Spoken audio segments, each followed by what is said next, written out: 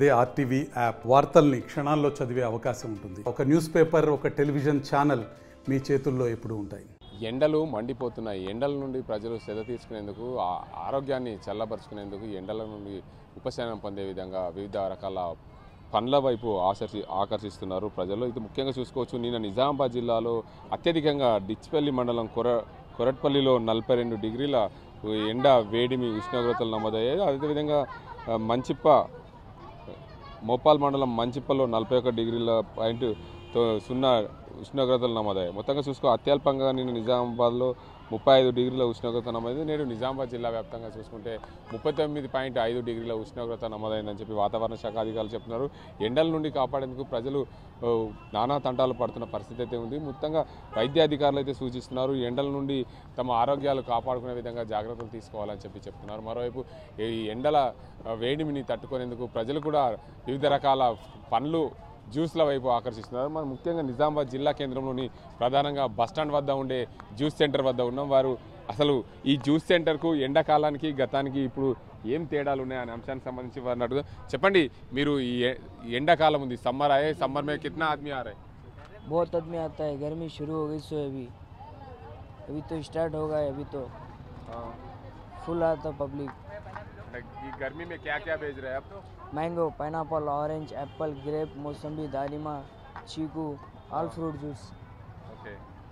और ये जूस बेचने से धूप ज़्यादा लग रहा है ना?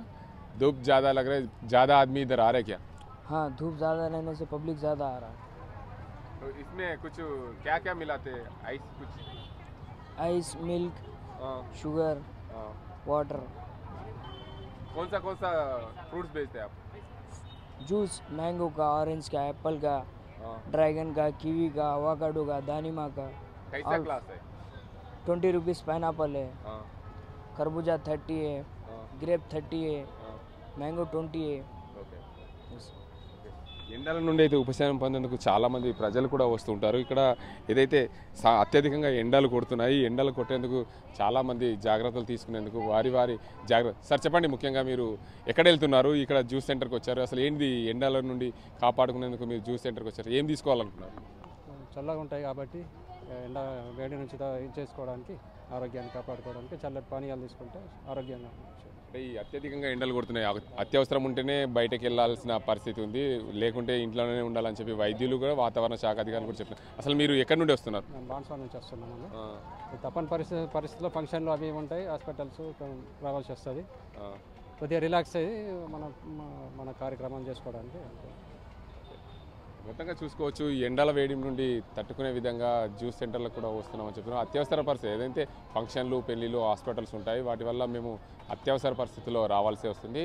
దీనివల్ల మేము ఈ ఎండ నుండి ఉపశమనం పొందేందుకు మేము జ్యూస్ సెంటర్కి వచ్చి వివిధ రకాల జ్యూస్ తాగుతున్నాం. ఏదైతే ఒక్కో గ్లాసు పైనాపిల్ కానీ, కర్బూజా కానీ 20 రూపాయలు ఉంటుందని చెప్పి వ్యాపారస్తులు కూడా చెప్తున్నారు. ఈ ఎండల నుండి కాపాడుకునే విధంగా తాము జాగ్రత్తలు తీసుకోవాలని చెప్పి అధికారులు చెప్తున్నప్పటికీ కూడా అత్యవసరం ఉంటే తప్ప బయటకు వస్తున్నాము, లేదంటే బయటకు రాలేని పరిస్థితి ఉంది. ఈ ఎండల నుండి కాపాడుకునేందుకు ప్రజలు నానా తంటాలు పడుతున్న పరిస్థితి అయితే కనిపిస్తుంది. ఇది ఇక్కడ పరిస్థితి. కెమెరా పర్సన్ అజీంతో గంగారెడ్డి, RTV నిజామాబాద్. మరిన్ని వీడియోస్ కోసం ఛానల్ ని సబ్స్క్రైబ్ చేయండి. లేటెస్ట్ అప్డేట్స్ కోసం వాట్సాప్ ఛానల్ ని ఫాలో చేయండి. అండ్ లింక్ డిస్క్రిప్షన్ లో ఉంది.